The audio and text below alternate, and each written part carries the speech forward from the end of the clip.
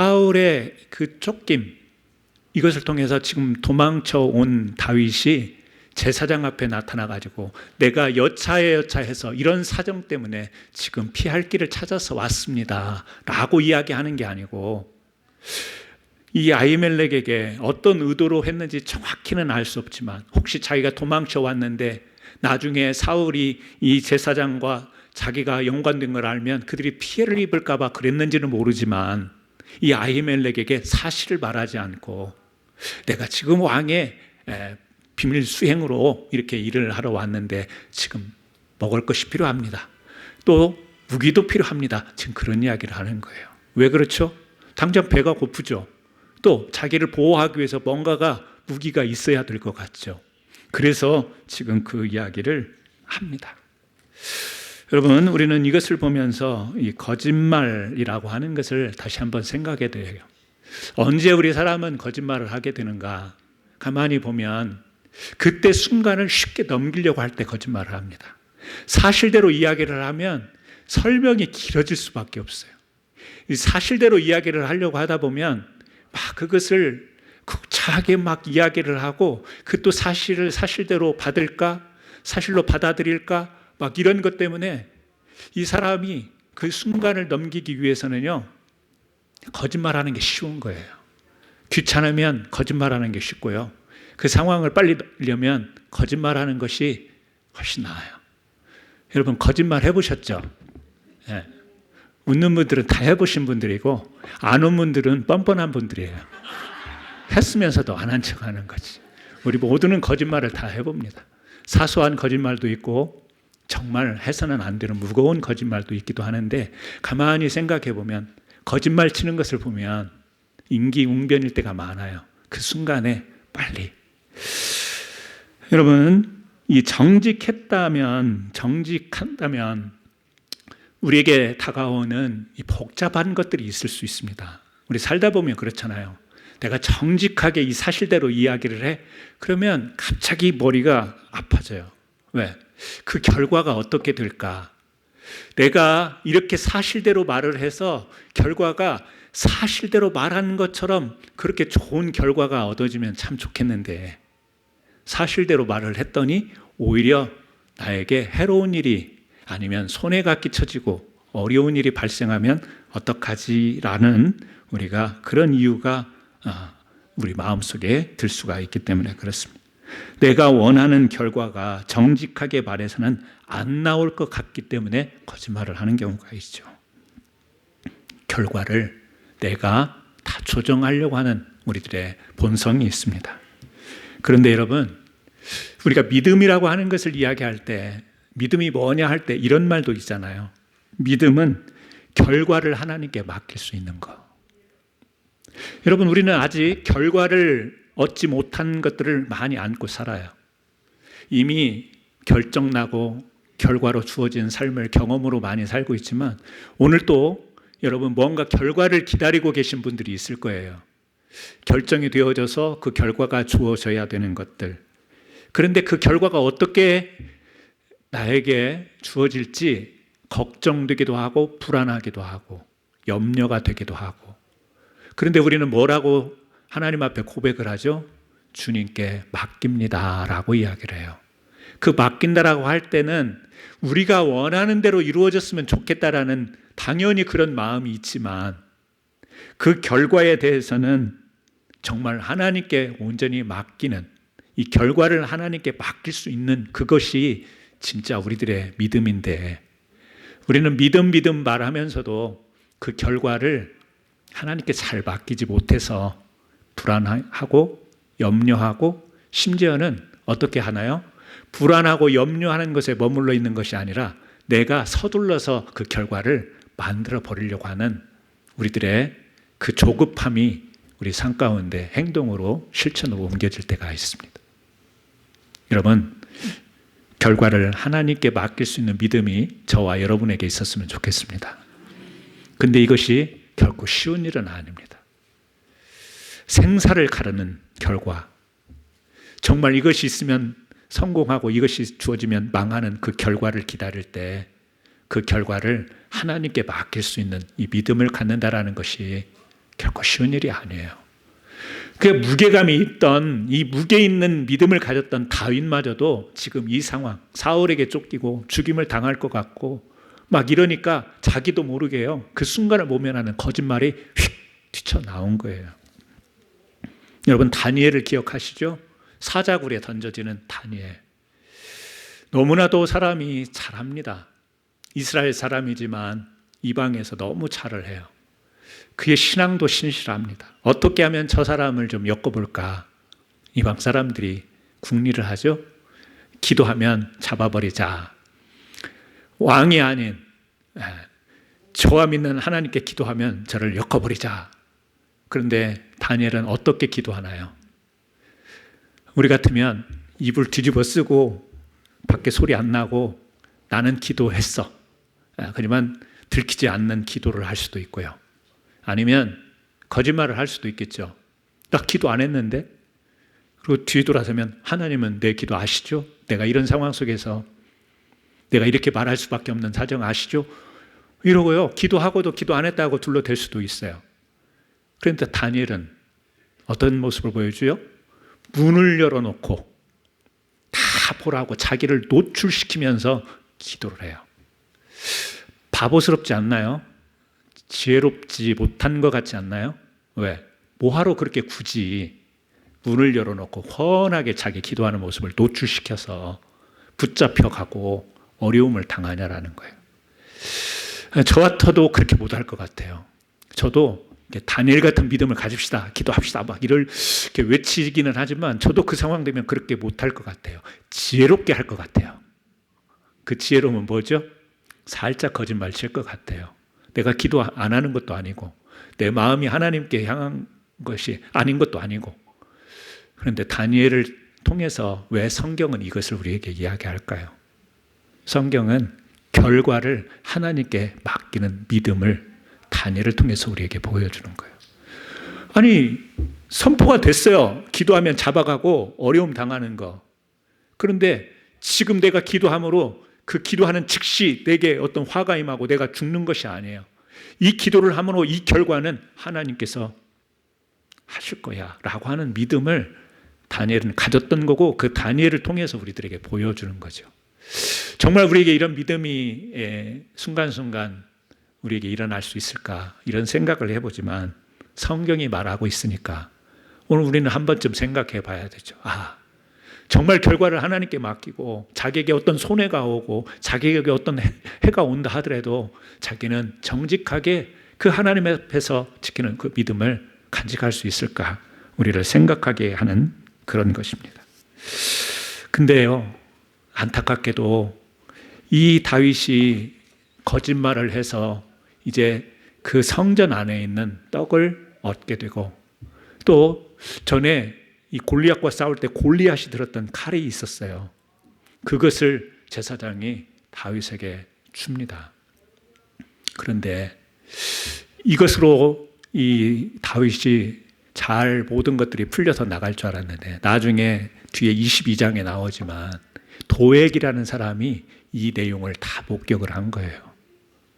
이 사람이 사울에게 다 이 내용을 보고를 하는 거예요. 어떻게 보고를 했겠어요? 제사장 아히멜렉이 다윗을 보호했다. 먹을 것도 주고 무기도 챙겨주고. 사울이 들을 때 어떻게 들었겠어요? 그래서요, 사람을 보내서 그 노베에 있는 제사장들이 있는데 85명을 다 죽여버려요. 제사장이 다 죽어버려요. 이럴 때 누구 때문에? 무엇 때문에? 아무런 죄도 없는 제사장 85명이 몰살을 당하나요? 그 시작은 뭐였나요? 다윗이 그냥 순간적으로 자기를 밝히고 도망가고 있다, 내가 숨었다, 이런 거를 말하기 싫었는지, 아니면 오히려 그 제사장들이 피해를 입을까 봐 그렇게 내용을 바꿔서 이야기했는지는 모르지만, 결과로 보게 되면 이 다윗의 거짓말로 인해서 85명이 몰살당하는 결과를 봅니다. 여러분, 우리가 영적인 교훈을 얻죠. 위기의 순간에 우리가 무엇을 의지하는가, 또 무엇을 바라보는가, 또 어떤 생각을 하는가, 어떤 자세를 갖는가, 이게 굉장한 결과를 가져오는 것인데, 여러분 꼭 오늘 우리는 다윗의 현장의 이야기를 그대로 대입해서가 아니라 우리가 참 사소하게 생각하고 이걸 사실대로 이야기하고 진실대로 하면 더 어려울 것 같고 힘들 것 같고 또 사람들이 나를 어떻게 볼까, 그런 걸 생각하면서 둘러댔던 그 결과가 어떻게 돌아오는가, 오늘 성경을 통해서 너무 안타까운 사건을 우리는 보게 됩니다. 두 번째를 보게 되면요, 제사장이 떡과 무기를 줬다고 했잖아요. 성전 안에 진설병이라고 하죠. 이 떡을 줬어요. 사실 그걸 먹어서도 안 되는 거예요. 그리고 칼을 줍니다. 배고픔과 위험 앞에서 다윗은 뭘 생각해요? 시장하니까 먹을 게 당연히 사람인데 배고픈데 먹을 거 생각 안 하는 존재가 어디 있어요? 자기가 위험한데 자기를 지키려고 하는 보호 본능이 없는 사람이 누가 있어요? 다윗도 똑같아요. 하지만 다윗이 어떤 믿음의 무게를 가졌었어요? 엘라 골짜기에서 골리앗과 싸울 때 물맷돌 들었지 않습니까? 골리앗은요, 덩치도 크고 체력적으로도 압도하는데 거기에다가 창도 들고 단창도 들고 검도 들고 왔어요.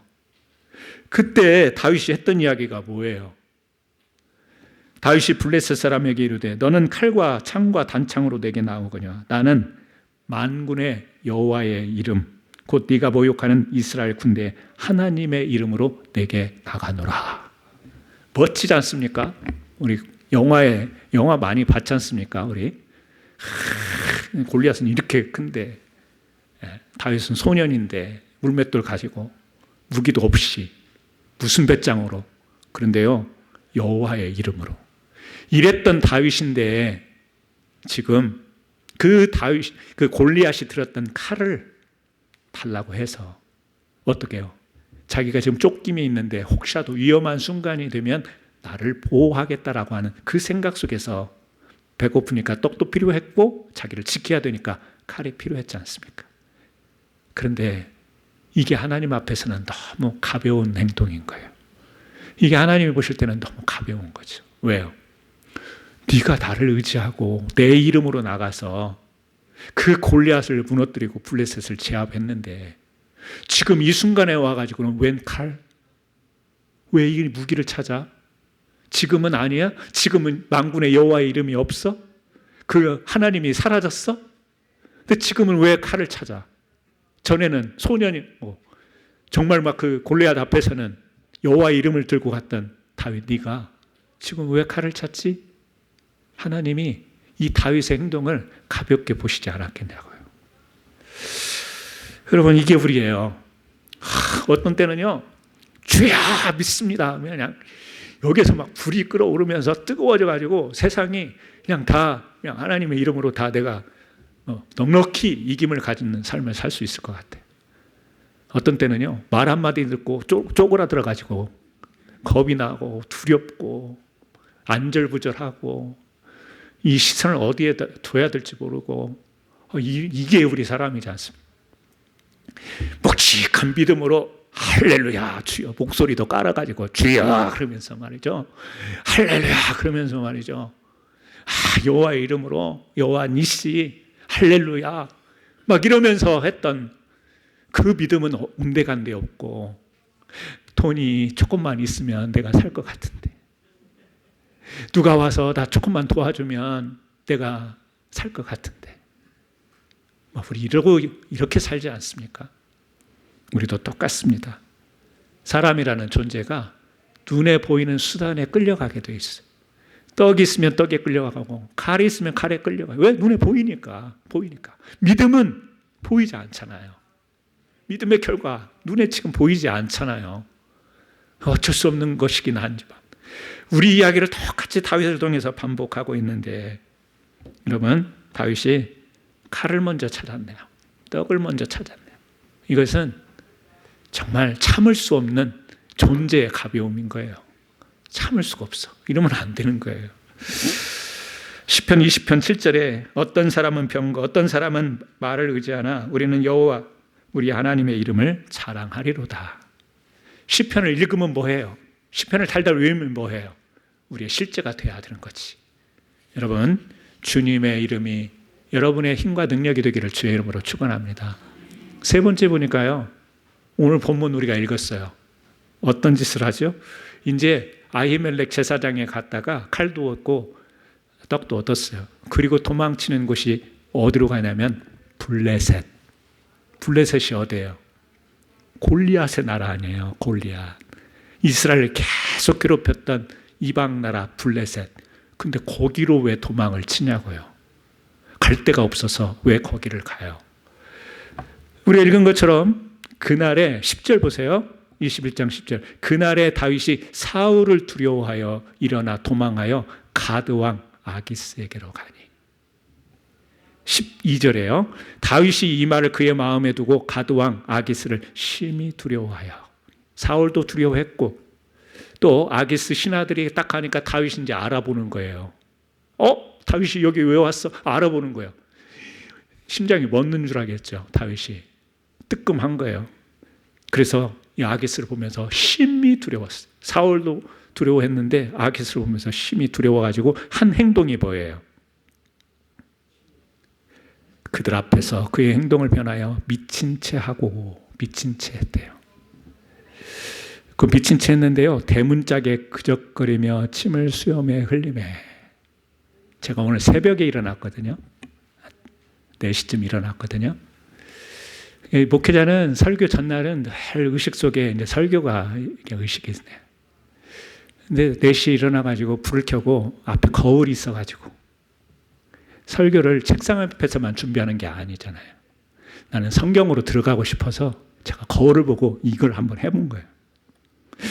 다윗이 미친 척을 어떻게 했을까? 극적이고, 근데 침을 흘려야 되는데 나는 수염이 없어가지고 여러분 우리 같이 지금 한번 해볼까요?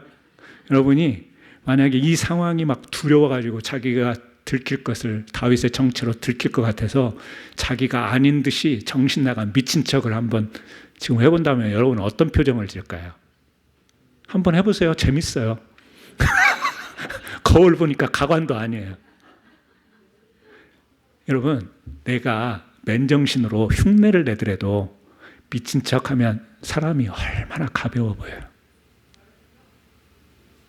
우리 그냥 농담으로 바보짓 하고 농담처럼 이렇게 재미로 이렇게 좀 바보짓 해도 막 사람들이 웃으면서 참 가벼워 보일 때가 있잖아요.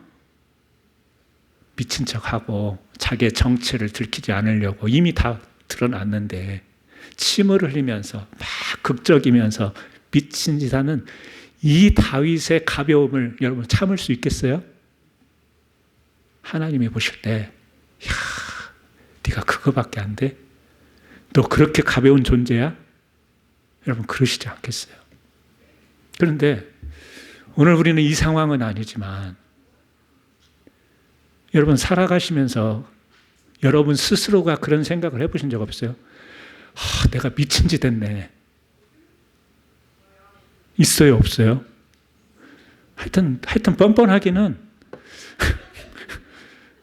나는 들었어요. 우리 교회에서도 들었어요. 우리 성도님이 내가 미친 짓 했어요.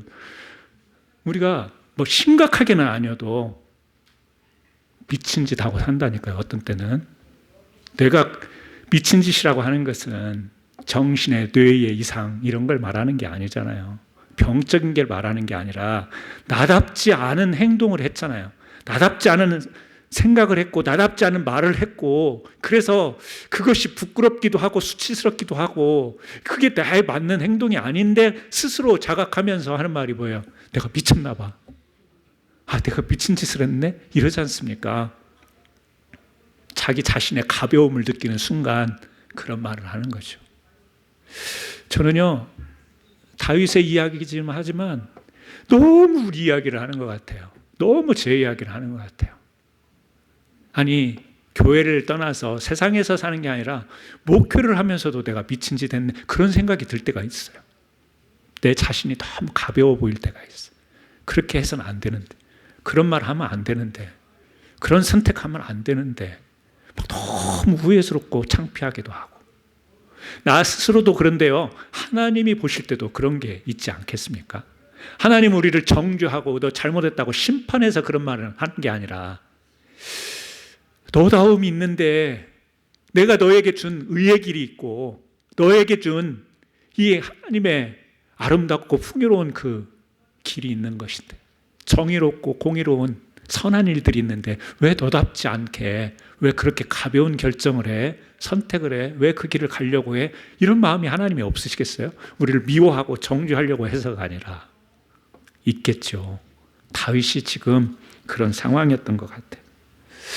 여러분 그렇습니다. 우리는 모든 것으로부터 이렇게 가볍게 살고 싶은 마음이 있는가 하면 그런 마음, 얽매이지 않고 책임지지 않고 속박당하지 않고 다른 사람한테 평가받지 않고 이렇게 가볍게 살고 싶은 마음이 우리 마음속에 있는가 하면 우리 스스로가 우리를 우리답지 않게 가볍게 살아가도록 선택하고 결정하는 것들이 있어요. 여러분 우리는 양면으로 생각을 해보면서 이 가벼운 자리에서 특히 이 다윗을 보면서 야 이건 정말 참을 수 없다. 이런 모습은 참을 수 없다. 우리는 성경을 읽는 독자로서 참 못 봐주겠네. 이런 거짓말을 이런 미친 짓을 참 못 봐주겠네. 실제 우리의 삶 속에서 우리가 우리 자신에 대해서 참을 수 없는 것들 그것들을 발견하게 되죠. 그런데 감사하게도 사무엘상이 사무엘상으로 그치지 않고 시편이 있다라는 게 너무 감사한 거예요. 자, 시편 34편을 우리 결론으로 말씀을 보겠습니다. 주보 뒤에도 성경 새 구절이 쓰여 있습니다.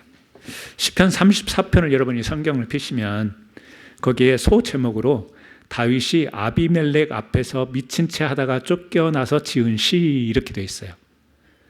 여기는 아비멜렉이잖아요. 아까는 아기스였는데 아비멜렉이라는 말은 우리 애굽의 왕을 바로라고 불렀지 않습니까? 그런 것처럼 블레셋의 왕을 아비멜렉이라 이렇게 불렀는데 그 사람의 이름이 아기스죠. 같은 사람이에요. 그 앞에서 미친 채 하다가 다윗이 쫓겨나서 지은 시가 시편 34편이에요. 그러니까 사무엘상 아까 우리가 21장만 읽으면 참 가벼웠던 이 다윗 해결이 없어요. 우리 참을 길이 없어. 근데 34편에서 이제 참을 일이 생겨. 왜요? 고백이 나와요. 다윗의 고백이.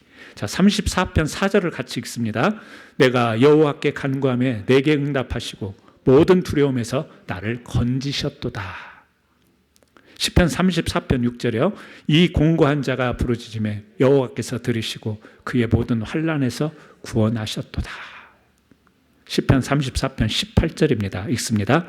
여호와는 마음이 상한 자를 가까이 하시고 충심으로 통회하는 자를 구원하시도다. 여러분 이 고백의 시를 말할 수 있는 것은요. 다윗이 그런 참을 수 없는 가벼운 이 행동, 거짓말, 미친 짓을 했지만 지금 건지셨도다라고 하는 것은 자기가 분명하게 건짐을 받았다라는 믿음과 확신과 체험이 있기 때문에 이런 고백을 하는 거예요. 그 과정을 우리는 일일이 설명할 수는 없지만 이 고백을 하는 것은 자기가 그 수렁에서 빠져나온 자기가 자신을 보더라도 참을 수가 없었는데 하나님이요 참으시고 자기를 다시 믿음의 자리, 무게가 있는 자리, 영적인 자리로 옮겨주셔서 하나님은 나를 건지셨도다, 구원하셨도다. 하나님은 나를 구원하시는도다. 여러분 이것이 우리에게 위로가 되고 이것이 우리에게 무게가 있는 영적인 복이 되는 줄로 믿으시기를 바랍니다. 그 가운데에 보이는 구절이 마음이 상한 자를 가까이 하시고 다윗이 얼마나 마음이 상했겠어요. 내가 이러면 안 되는데 내가 왜 미친 짓을 했지? 뒤에 가서 후회 안 했겠어요? 너무 속상했죠. 누구 때문에? 자기 자신 때문에. 사울 때문에. 누구 때문이 아니에요. 자기 자신 때문에. 그런데 어떻게 해요? 마음이 상한 자를 그럼에도 하나님이 버리지 않고 가까이 하셔서 내가 공고하게 부르짖을 때 들어주셨고 간구하니까 응답해 주셨고 하나님 내가 미친 사람입니다. 이걸 어떻게 하면 좋아요? 내가 이 일을 저질렀는데 근데 하나님이 들어주신다는 거. 하나님, 참 내가 너무너무 내가 믿음으로 산다고, 말씀을 붙잡고 산다고, 기도로 산다고 했는데 이렇게 믿음 없는 짓을 했는데요. 그래도 내가 신자 맞습니까? 내가 장로 맞습니까? 내가 권사 맞습니까? 근데 하나님이 그것을 불쌍히 들으시고, 너는 장로야. 너 그래도 미친 짓 했지만 너 권사 맞아. 너 그래도 그런 거짓말들 둘러대고 임기응변으로 순간을 모면하려고 그랬지만 그래도 너 내 백성 맞아. 라고 하시는 분이 누구예요? 하나님. 그래서 시편 34편이 있어서 우리는 너무 힘이 되고 위로가 되고 또 용기를 낼 수 있는 거예요. 가벼운 순간은 있었지만 다윗은 하나님의 무거운 은혜를 받은 줄 믿으시기를 바랍니다. 우리도 살면서 가벼움은 있지만 무거운 하나님의 은혜가 오늘 우리와 함께 할 줄 믿습니다. 그래서 오늘 여러분, 혹시라도 나도 모르게 둘러대는 내 진실이 아닌데 그런 말도 하고 그런 행동도 하고 내가 미쳤다 미쳤어 라고 내 신앙을 스스로 그렇게 평가할 수밖에 없는 상황이 있다 할지라도 여러분, 어디 가서 막 극적이고 침을 흘리지는 않아도 여러분의 신앙의 체면, 영적인 체면이 다 무너졌다 할지라도 하나님께 나아가면 하나님이 무거운 은혜로 그 가벼움을 눌러주시고 우리에게 새로운 믿음의 길로 인도하실 줄 믿습니다.